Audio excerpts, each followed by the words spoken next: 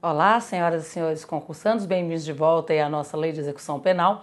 Vamos para a leitura dos artigos em espécie. Vamos dar uma paradinha, vamos dar uma explicação quando necessário daquele artigo.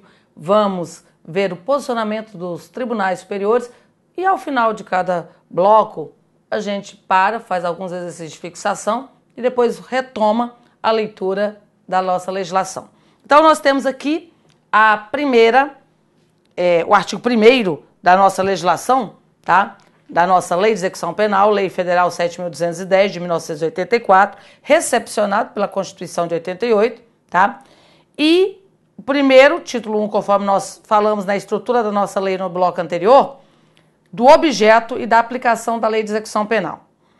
A execução penal tem por objetivo efetivar as disposições de sentença ou decisão criminal e proporcionar condições para a harmônica integração social do condenado e do internado. Então aqui já está dizendo a natureza eclética da nossa pena, ou seja, a finalidade, o objetivo é efetivar o que está disposto na sentença, tá? Cumprir aquilo que foi descrito na sentença, na decisão criminal, tá? E proporcionar condições para uma harmonia no momento do sujeito reintegrar-se socialmente, tá? Então, tem caráter de ressocialização. Primeiro, tem caráter de retribuição. Retribuição e ressocialização, tá? Esse é o objetivo, é o objeto aqui da execução penal no nosso país. Então, artigo 1º, objeto. Artigo 2º. A jurisdição penal dos juízes ou tribunais de justiça ordinária em todo o território nacional será exercida no processo de execução na conformidade desta lei e do Código de Processo Penal. Ou seja, independentemente de ser um juiz da vara de violência doméstica e familiar contra a mulher, um juiz da vara do tribunal do júri, um juiz da vara de entorpecentes, um juiz da vara criminal eleitoral, tá? Quando se tratar do exercício da jurisdição, dizer o direito no caso concreto, tá? Todos os juízes, mesmo durante prisões no processo em andamento, prisões provisórias, seguirão as regras da execução penal aqui previstas. Nos pontos que forem omissos em relação à execução da pena ou a forma de aplicação provisória de uma pena privativa de liberdade, de uma prisão provisória, que pena só é depois da sentença transitada em julgado. Antes nós temos prisões provisórias, tá? Então, essas regras de prisão provisória, para todos os juízes, seguirá o que está disposto aqui na Lei de Execução Penal, tá? E temos o parágrafo único que fala sobre a igualdade. O parágrafo único diz assim, ó, esta lei aplicar-se-á igualmente ao preso provisório, ao preso condenado pela Justiça Eleitoral ou Militar, quando recolhido a estabelecimento sujeito à jurisdição ordinária. Então aqui é o princípio da igualdade, independentemente se é preso provisório, se é preso definitivo, se nós estamos falando de preso eleitoral, de preso militar, todos são tratados igualmente de acordo com a Lei da Execução Penal, tá? Aplica-se igualmente a lei para todos os presos. Artigo 3º. Ao condenado e ao internado serão assegurados todos os direitos não atingidos pela sentença. Aqui, a aplicação do princípio da humanidade. A preservação dos direitos e da dignidade da pessoa humana. Princípio da humanidade, dignidade da pessoa humana.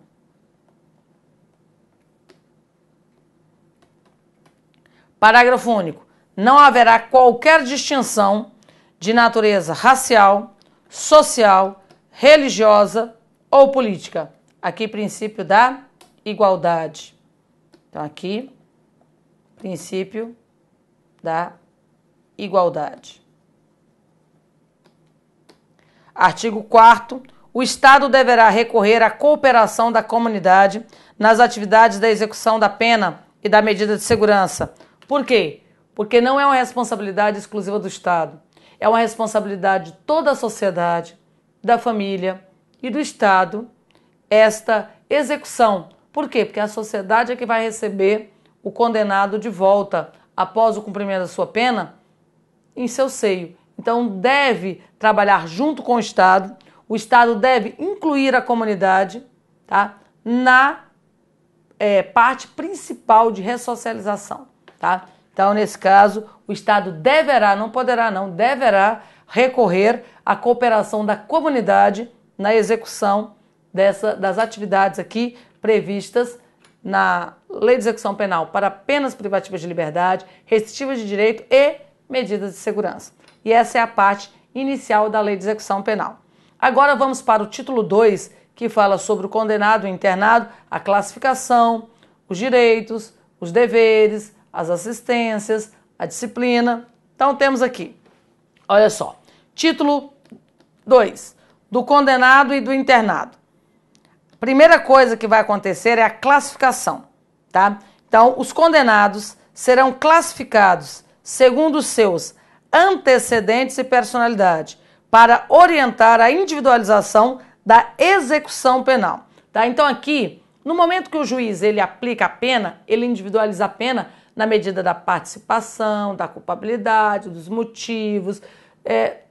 Isso é levado em consideração no momento da aplicação da pena. Mas quando chega o condenado para cumprir essa pena, o que interessa é o regime prisional dele, para saber se ele vai para o regime direto, foi condenado no regime fechado, semiaberto ou aberto, para o início do cumprimento da pena dele. E aí ele vai ser classificado para quê? Para individualizar agora a execução da pena, tá? Que lhe foi efetivamente aplicada. Ele vai ser classificado de acordo com os seus antecedentes, se ele é reincidente, se ele é primário, e de acordo com a sua personalidade. Esse é o ponto de partida de qualquer classificação que nós temos, tá? E quem faz essa classificação? Pode ser pelo centro de observação, que a gente vai ver, mas em regra é pela comissão técnica de classificação.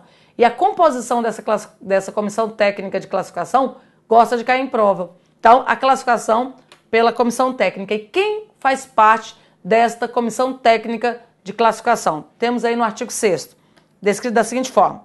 A classificação será feita por comissão técnica de classificação, que elaborará o programa individualizador da pena privativa de liberdade adequada ao condenado ou ao preso provisório. Tá? Então, todo preso tem um programa de individualização da pena privativa de liberdade adequada para o condenado ou aquele que está preso provisoriamente, que ainda não foi condenado definitivamente, mas já está cumprindo ali uma privação, já está tendo uma privação de sua liberdade, por isso tem que ter regras para tal. Lembrando a vocês que um preso provisório, se ele ficar, por exemplo, 1 ano e meio preso provisoriamente numa prisão preventiva, quando ele for condenado, esse 1 ano e meio que ele cumpriu já vai ser computado como pena. É o que nós chamamos de detração penal. Que a gente vai ver que quando um preso provisório ele passa por essa parte aí relacionada à detração, a prisões provisórias, ele tem o direito a abatimento pela chamada detração penal. E ele foi submetido às regras da Lei de Execução Penal. E preso provisório, preso preventivamente, ele fica com a restrição da sua liberdade semelhante a um regime fechado, conforme nós vamos analisar. E, conforme eu disse para vocês, a estrutura da comissão técnica gosta de cair em prova. Então, olha só, artigo 7º. A comissão técnica de classificação existente em cada estabelecimento, então todos os estabelecimentos penais têm uma comissão técnica. Será presidida pelo diretor do estabelecimento prisional e composta, então ele é presidida pelo diretor. Todo estabelecimento prisional tem um diretor, tá? E composta no mínimo por, sublinhe essas expressões, tá? Será composta, no mínimo, por 2 chefes de serviço, por um psiquiatra, um psicólogo e um assistente social, quando se tratar de condenado à pena privativa de liberdade. Então, aqui e nos demais casos, atuará junto ao juiz da execução e será integrada por fiscais do serviço social. Aqui, quais demais casos? Quando nós estivermos falando de penas restritivas de direito e pena de multa, tá? Aqui nós estamos falando dessa comissão técnica composta dessa forma, tá? Para a classificação aqui do preso condenado à pena privativa de liberdade. Então é o diretor, tá? Depois 2 chefes de serviço, um psiquiatra, um psicólogo e um assistente social. Então, aqui nós temos um assistente social. A composição. E nos demais casos, a comissão técnica atuará junto ao juiz da execução, tá? E será integrada, na realidade, por fiscais do serviço social e não por essa composição específica. Em quais casos? Restritivas de direito e multa. Por quê? Porque essa estrutura aqui é para a classificação dos condenados à pena privativa de liberdade, reclusão, detenção, prisão simples, independente aqui do regime, tá? Pena privativa de liberdade, classificação pela comissão técnica. Artigo 8º. O condenado ao cumprimento de pena privativa de liberdade em regime fechado será submetido a exame criminológico para a obtenção dos elementos necessários a uma adequada classificação e com vistas à individualização da execução. Ao exame de que trata este artigo, poderá ser submetido o condenado ao cumprimento de pena privativa de liberdade em regime semiaberto. Então, esse artigo 8º tem uma certa incidência em provas de concurso público e o que você tem que saber? Exame criminológico, tá? É para saber a periculosidade, para saber a personalidade, num exame específico, tá? A ser realizado por profissionais técnicos, tá? Esse exame criminológico deve ser realizado para todo aquele condenado ao regime fechado, tá? Então, o exame criminológico, regime fechado, tem que ser realizado. E se ele for condenado a um regime semiaberto, poderá ser realizado. Aberto, não tem essa previsão.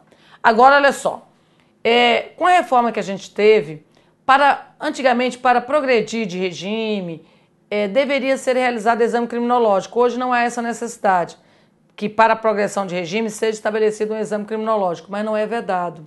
Tanto que na súmula vinculante número 26 do Supremo Tribunal Federal, que a gente vai falar em tempo oportuno, o Supremo decidiu que, para a progressão de regime em crimes hediondos, deverá ser analisada a inconstitucionalidade do artigo 2º da Lei dos Crimes Hediondos, bem como poderá o juiz determinar a realização de exame criminológico para orientar-se no sentido de autorizar ou não a progressão de regime para condenados a crimes hediondos e equiparados. Então, o que acontece? Nesse caso, o exame criminológico ele não é uma exclusividade no início do cumprimento da pena. Pode ser realizado depois para conceder ou não uma pena progressiva, a progressão de uma pena, de um regime para um mais brando? Pode. Não é vedado, mas também não é obrigatório. Mas tem uma obrigatoriedade aqui. No artigo 8º existe uma obrigatoriedade. Então, aqui no artigo 8º, nós temos aqui, o exame criminológico, só resumindo, o exame criminológico, ele é obrigatório para o regime fechado de cumprimento de pena. Ele é facultativo, poderá para o regime semiaberto. Opa, só fecha aqui. Semiaberto, tá ruimzinho aqui. Semiaberto. Então, aqui, só vinculando que isso aqui gosta de cair em prova de concurso público exatamente de acordo com a letra da lei.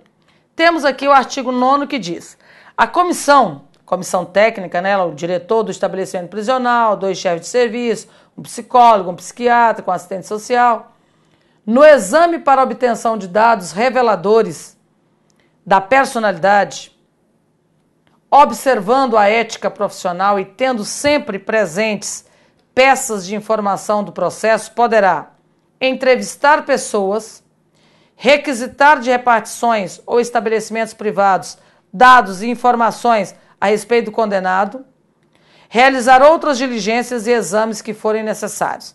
Então, quando um preso for classificado em relação aos seus antecedentes, como é que se descobre a personalidade do autor? Ah, mas isso foi trazido no processo? Não necessariamente, tá? No processo foi trazido questão de culpa, questão de conduta, onde, quando, por quê, como, quem, tá? Mas pode a comissão técnica ir atrás de entrevistar outras pessoas, de realizar diligências para fazer a perfeita adequação em relação à personalidade do condenado.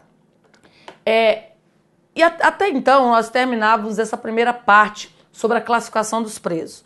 Porém, em 2012, nós tivemos uma alteração legislativa que está em discussão no Supremo Tribunal Federal e não foi decidida até o final de 2018, não tinha sido decidido esse assunto, tá? Qual assunto? O artigo 9º-A, que foi acrescentado à Lei de Execução Penal e também o artigo 5º-A, salvo engano, lá da Lei da Identificação Criminal 12.037. Mas a Lei da Identificação Criminal é lá da parte de investigação inicial. O que nos interessa aqui é o artigo 9º-A, que foi acrescentado à Lei de Execução Penal em 2012 pela Lei 12.654. Como assim? Em vários outros países, como Estados Unidos, por exemplo, eles têm dados de perfil genético de condenados. Os Estados Unidos têm um banco de dados com milhões de perfis genéticos. A gente tem alguns milhares já, tá? Então, o que acontece?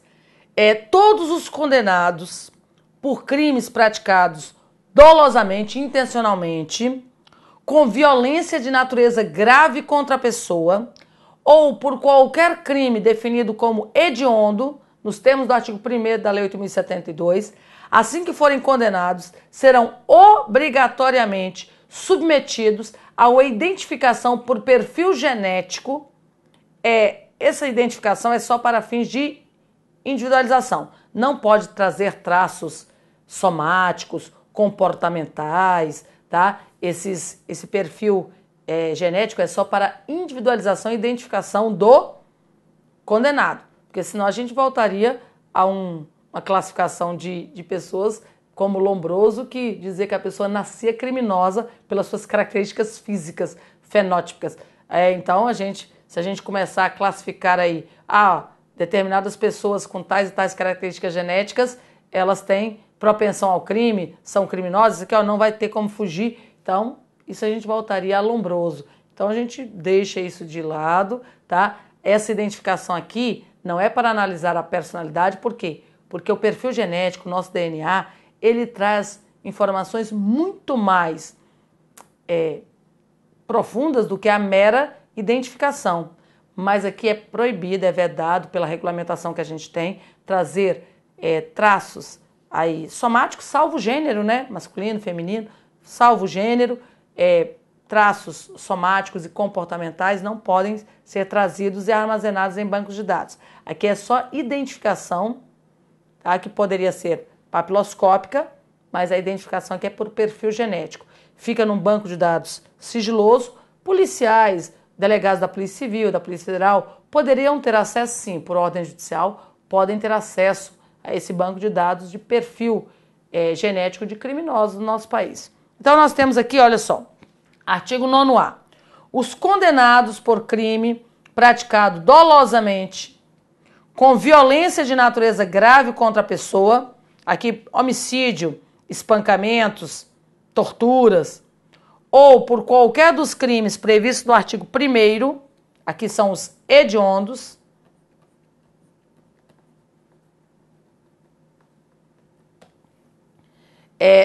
Lei 8.072, né, de 25 de julho de 1990, que é a Lei dos Crimes Hediondos. Então, os condenados por crimes com grave violência à pessoa e crimes hediondos serão submetidos obrigatoriamente à identificação do perfil genético mediante extração de DNA, ácido desoxirribonucleico, por técnica adequada e indolor. Coloca lá pega lá na bochecha ali, né, um cotonete, o DNA do sujeito e coloca lá e faz o perfil genético, tá? Então, e lembrando uma observação para vocês. A lei dos crimes hediondos, a lei 8.072, ela traz os crimes hediondos, homicídio qualificado, feminicídio, que é uma das formas de homicídio qualificado, estupro, latrocínio, extorsão com morte, extorsão mediante sequestro, favorecimento e exploração à prostituição infanto-juvenil, dentre outros, nós temos lá os crimes hediondos, tá? Genocídio. E temos no artigo 2º, os crimes equiparados a hediondos, tortura, tráfico, terrorismo, tá? Então, o que acontece? A lei não falou os crimes hediondos equiparados. A lei só disse crimes hediondos. Os equiparados, tortura, tráfico e terrorismo, não estão expressos aqui. Só que se você pegar atos de tortura, embora não sejam crimes hediondos e sim só equiparados, ele é classificado como crime doloso, de natureza grave, de violência contra pessoas. Então, torturadores seriam identificados por perfil genético quando condenados? Sim. Por quê? Porque é um crime com violência grave contra a pessoa, terrorismos, tá? Se tiver violências graves contra a pessoa. Agora, tráfico de drogas, como normalmente não é crime de natureza violenta, mesmo equiparado a hediondo, não submeteria o sujeito à identificação por perfil genético. Então, aqui são os crimes praticados com grave violência à pessoa de forma dolosa e os hediondos. Os equiparados eles não colocaram aqui, tá? Mas se algum dos equiparados se encaixar no primeiro momento, que é crimes com grave violência à pessoa, por esse motivo haveria a identificação por perfil genético. Na sequência nós temos aqui, parágrafo 1º. A identificação do perfil genético será armazenada em banco de dados sigiloso, conforme regulamento a ser expedido pelo Poder Executivo. A autoridade policial, federal ou estadual, ou seja, aqui, policial federal, policial civil, né? Aqui, autoridade policial seria o delegado de polícia, né? Poderá requerer ao juiz competente, no caso de inquérito instaurado, desde que tenha um inquérito de apuração da infração. Então, o delegado ele poderá pedir acesso ao banco de dados de identificação de perfil genético, tá? Nós estamos, se você quiser fazer uma análise mais aprofundada sobre esse assunto, tá? O STF tem esse recurso extraordinário que está tramitando, o recurso extraordinário 973.837, que ainda está em andamento, tá? Quando findar, a gente faz uma adequação aqui da nossa legislação, quando tiver a decisão do Supremo sobre essa questão relacionada. Desde 2017, nós tivemos audiências públicas que foram abertas de repercussão geral para saber se é constitucional ou inconstitucional. Por enquanto, se vier na sua prova, o artigo 9º, que determina a identificação obrigatória de condenados por crimes com grave violência à pessoa, praticados dolosamente, e crimes hediondos, é constitucional. O Supremo decidiu em 2015 que não é inconstitucional o artigo 9º da Lei 7.210, tá? É constitucional. Porém, tivemos audiências públicas e vai para a decisão plenária, vai para a decisão aí do Supremo para confirmar se esse artigo está dentro das regras constitucionais ou se esse artigo ele viola direitos e garantias fundamentais previstos na nossa Constituição, se ele é inconstitucional. Por enquanto, para a sua prova, está valendo, é obrigatório nos casos que a gente acabou de falar, tá? Vai ficar em bancos de dados sigilosos. O regulamento estabelece que não pode ter perfis, um perfil somático, salvo gênero, nem características relacionadas a comportamentos advindos de traços de DNA. E a autoridade policial, delegados da Polícia Civil, da Polícia Federal, poderão ter acesso a esse banco de dados mediante requerimento feito ao Poder Judiciário, ok? Agora, vamos para o próximo ponto, porém, vamos fazer uns exercícios de fixação no finalzinho desse nosso bloco, vamos ver como é que os órgãos elaboradores pedem esse ponto aí do nosso conteúdo programático. Então, temos aqui, ó, do que a gente leu até agora, entre os artigos 1º ao 7º. A Lei de Execução Penal, segundo a Lei 7.210, de 11 de julho de 1984, Lei de Execução Penal, é incorreto afirmar que o Estado deverá recorrer à cooperação da comunidade nas atividades de execução da pena e da medida de segurança. Certa informação. Nós falamos que é uma obrigatoriedade do Estado e ele deverá recorrer à cooperação da comunidade nas atividades de execução da pena e da medida de segurança. Certa afirmação. Letra B. A execução penal tem por objetivo efetivar as disposições da sentença ou decisão criminal e proporcionar condições para a harmônica integração social do condenado e do internado. Isso aqui está lá no artigo 1º da lei, né? Esse aqui é o artigo 1º da nossa legislação. Certa a informação, então esta não é a nossa resposta. Letra C. A lei de execução penal não aplicar-se-á ao preso provisório e ao condenado pela Justiça Eleitoral ou Militar quando recolhido a estabelecimento sujeito à jurisdição ordinária. Falso, né? Nos termos aí da nossa legislação é justamente ao contrário. A lei de execução penal, nos termos do artigo 2º, aplicar-se-á ao preso provisório e aos condenados. Então, essa é a nossa resposta, porque essa que está incorreta, está em desarmonia com o nosso artigo 2º. Letra D. Ao condenado e ao internado serão assegurados todos os direitos não atingidos pela sentença ou pela lei. Não haverá qualquer distinção de natureza racial, social, religiosa ou política, tá? Então, essa aqui estaria entre os artigos 1º ao 4º aí. E a resposta, a letra C, que está em desarmonia com o nosso artigo 2º. Questão número 2. Segundo a Lei 7.210, de 11 de julho de 1994, Lei de Execução Penal, os condenados serão classificados segundo seus antecedentes e personalidade, para orientar a individualização da execução penal. A classificação será feita por comissão técnica de classificação, que elaborará o programa individualizador da pena privativa de liberdade. Esta comissão deverá ser composta, no mínimo, por 2 chefes de serviço e um psiquiatra, um psicólogo e um assistente social. Certa informação, né? A letra B diz um psicólogo, um assistente social, enfermeiro. Enfermeiro não. C, um psiquiatra, um assistente social e um enfermeiro. Não. Tá? Psiquiatra ok, assistente social ok, enfermeiro não. Um assistente social, um farmacêutico, um psicólogo. Tá? Farmacêutico não. Então, resposta correta, só mesmo a letra A. Questão número 3. No ano de 2012, a Lei de Execução Penal teve incluído um artigo que determina que os determinados condenados serão submetidos obrigatoriamente à identificação do perfil genético mediante extração de DNA, ácido desoxirribonucleico. Sobre o tema, analise as afirmativas a seguir. Item 1. A técnica utilizada deve ser adequada e indolor, certo. Item 2. Serão submetidos ao procedimento exclusivamente os condenados por crimes sexuais. Não. Errada a informação. Crimes com grave violência à pessoa, crime doloso, com grave violência à pessoa e os crimes hediondos.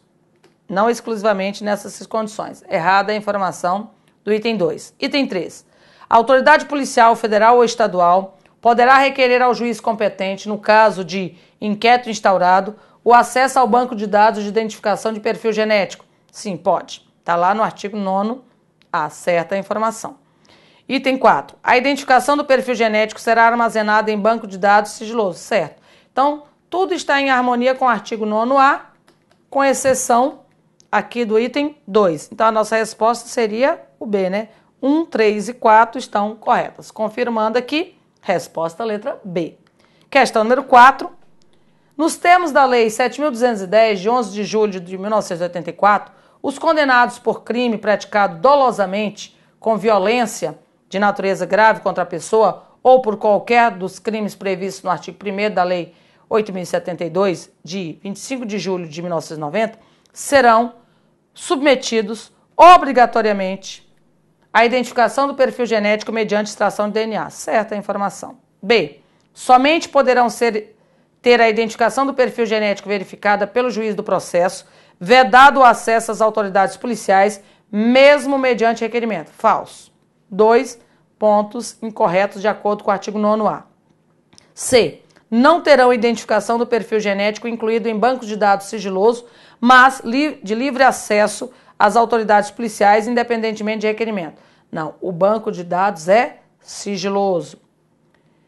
Letra D. Não terão extraído o DNA se submetidos à justiça militar, em razão da excepcionalidade da lei de execução penal. Falso, tá? A lei de execução penal se aplica para todos, desde que eles estejam submetidos a estabelecimento comum. Letra E. Não poderão ser submetidos à identificação do perfil genético mediante extração de DNA, por falta de permissivo legal. Falso está lá no artigo 9º-A, né? Então, errada a informação. Informação correta, só a letra A. E a última questão, antes da gente ir para o nosso último bloco. A comissão técnica de classificação é composta, no mínimo, pelo juiz da execução, bem como por fiscais do serviço social, quando se tratar de condenados à pena privativa de liberdade. Não, quando for condenados à medida de segurança e multa. Quando for pena privativa de liberdade, é diretor do estabelecimento prisional, 2 chefes de serviços, um psiquiatra, um psicólogo, um assistente social. Falsa a informação da letra A. Letra B. Por fiscais do serviço social, quando se tratar de condenado à pena privativa de liberdade. Não. Aqui, quando for outra pena. Quando for medida, penas restritivas. Aqui, ó, medida socioeducativa de adolescente, né? Vou colocar aqui, ó. Pena restritiva de direito. Pena restritiva de direito. Falsa a informação da letra B. Letra C. Pelo diretor do estabelecimento que presidirá, bem como um chefe de serviço e um psiquiatra, quando se tratar de condenado à pena privativa de liberdade. Na realidade, é no mínimo 2 chefes de serviço, um psiquiatra, um psicólogo, um assistente social. Incorreta afirmação da letra C. Letra D. 2 chefes de serviço, um psicólogo, um psiquiatra e um assistente social, quando se tratar de condenado à pena privativa de liberdade ou restritiva de direito. Restritiva de direito, não, tá? Então, nesse caso, falsa a informação, quando se tratar de pena privativa de liberdade. Letra E. Pelo diretor do estabelecimento que a presidirá, bem como por 2 chefes de serviço, um psicólogo, um psiquiatra, um assistente social, quando se tratar de condenado à pena privativa de liberdade. Essa aqui está em harmonia com a nossa legislação. Certa a resposta da letra E, classificação lá do, conforme descrito no artigo 7º, a classificação é feita por essa comissão.